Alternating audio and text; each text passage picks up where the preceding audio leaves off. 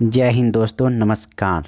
Daily read book में आप सभी का स्वागत है। आज हम लोग जिस पेपर का अध्ययन करेंगे वह 16 जनवरी 2021 को पूछा गया है और यह सेकेंड शिफ्ट का पेपर है। और यह पेपर NTPC CBT 1 का पेपर है। और इस वीडियो में हम लोग जनरल अवेयरनेस के प्रश्नों को देखेंगे। आज का जो पेपर होगा वो 99वां पेपर होगा, यानी इससे पहले हम लोग 98वें पेपर का अध्ययन कर चुके हैं। अगर आपने नहीं देखा है तो वीडियो के डिस्क्रिप्शन में प्ले लिस्ट लिंक दिया हुआ है, वहां से आप एक एक करके देख सकते हैं। इन सभी पेपर का PDF डाउनलोड करने के लिए वीडियो के डिस्क्रिप्शन में ही टेलीग्राम लिंक दिया हुआ है, वहां से आप सभी पेपर का PDF डाउनलोड कर सकते हैं। तो चलिए स्टार्ट करते हैं। अगला प्रश्न है, शीतल पेय में फीज उत्पन्न करने के लिए निम्नलिखित में से क्या मिलाया जाता है? तो इसका आंसर होगा कार्बनिक अम्ल।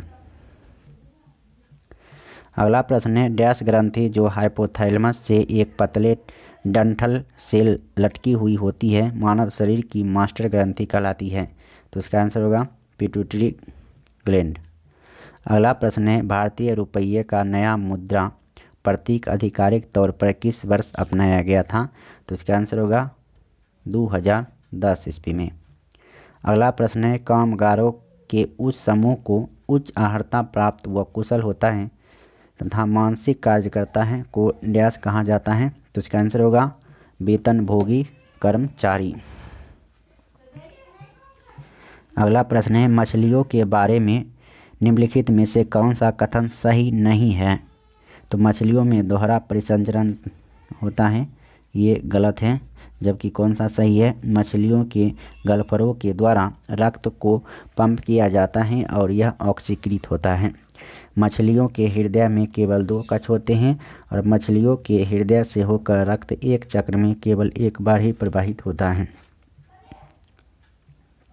अगला प्रश्न है, डैश भारत के प्रथम और एकमात्र कार्यकारी प्रधानमंत्री थे? तो इसका आंसर होगा गुलजारी लाल नंदा।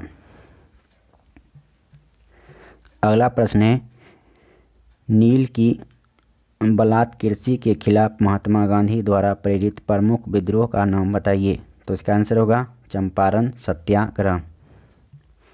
अगला प्रश्न है, निम्नलिखित में से कौन सा मानव रक्त में मौजूद एक वर्णक है जो ऑक्सीजन को हमारे फेफड़ों से शरीर के सभी अंगों में ले जाता है? तो इसका आंसर होगा हीमोग्लोबिन।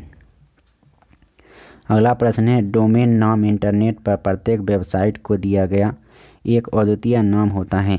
डोमेन नाम के अंतिम भाग को डोमेन एक्सटेंशन के रूप में जाना जाता है। निम्नलिखित में से कौन सा किसी भी सरकारी वेबसाइट का डोमेन एक्सटेंशन है? तो इसका आंसर होगा .gov। अगला प्रश्न है, डैश इंसुलेटर का एक उदाहरण नहीं है? तो इसका आंसर होगा मानव शरीर। मानव शरीर इंसुलेटर का एक उदाहरण नहीं है। अगला प्रश्न है, भारतीय राष्ट्रीय कांग्रेस के प्रथम अध्यक्ष का नाम क्या था?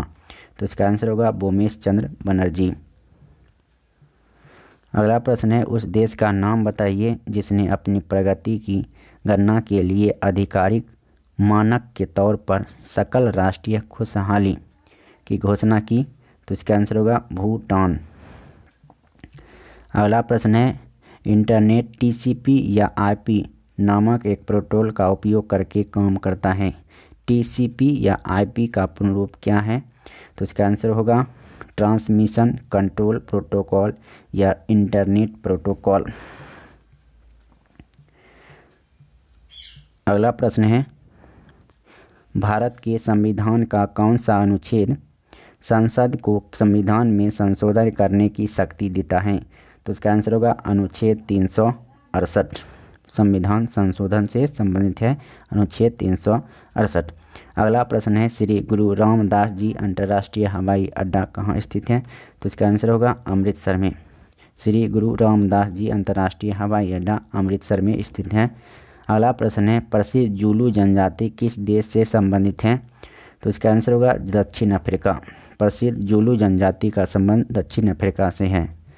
अगला प्रश्न है, डैश भारत का पहला मल्टी पेटाफ्लॉप सुपर कंप्यूटर है जिसे Indian institute of tropical metrology Pune में स्थापित किया गया है? 405 करोड़ रुपये की लागत से विकसित इस सुपर कंप्यूटर का उपयोग मौसम और जलवायु की भविष्यवाणियों के लिए किया जाता है। तो इसका आंसर होगा पर्त्यूस। अगला प्रश्न है 31 अक्टूबर 2020 तक प्राप्त जानकारी के अनुसार संयुक्त राष्ट्र में डैश सदस्य देश शामिल हैं। तो इसका आंसर होगा 193। अगला प्रश्न है YIM हिंदू नामक पुस्तक किसने लिखी है। तो इसका आंसर होगा शशि थरूर। YIM हिंदू नामक पुस्तक शशि थरूर ने लिखी है। अगला प्रश्न है भारत में राष्ट्रीय मानवाधिकार आयोग की स्थापना किस वर्ष की गई थी। तो इसका आंसर होगा 1993 ईस्वी में राष्ट्रीय मानवाधिकार आयोग की स्थापना की गई थी। अगला प्रश्न है ईस्ट इंडिया कंपनी ने बंगाल और बिहार पर दीवानी अधिकार किस वर्ष प्राप्त किया। तो इसका आंसर होगा 1765 ईस्वी में ईस्ट इंडिया कंपनी ने बंगाल और बिहार पर दीवानी अधिकार 1765 ईस्वी में प्राप्त किया था। अगला प्रश्न है असम का संबंध तेजपुर से है, तो उसी प्रकार केरल का संबंध कोच्चि से होगा।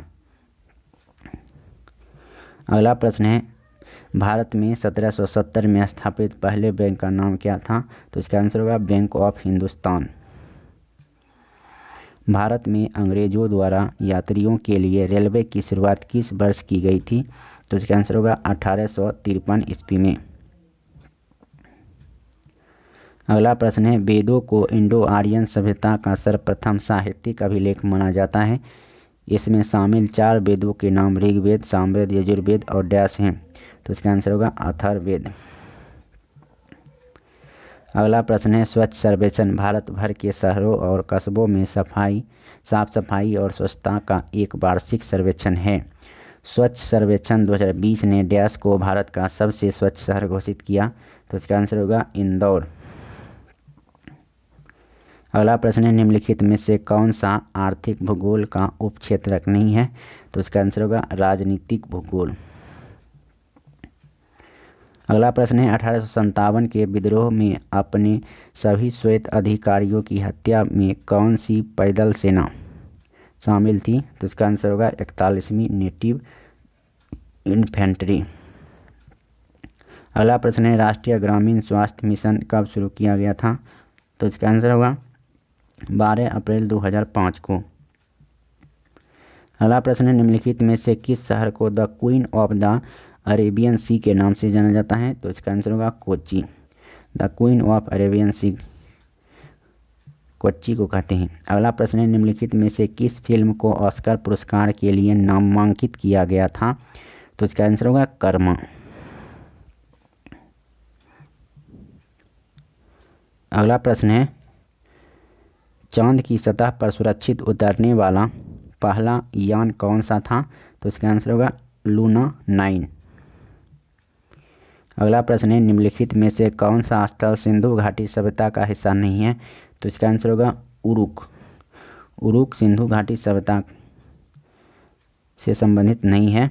अगला प्रश्न है इसरो ने अक्टूबर 2008 में भारत के पहले लूनार प्रोब का प्रक्षेपण किया। उस समय इसरो के अध्यक्ष कौन थे।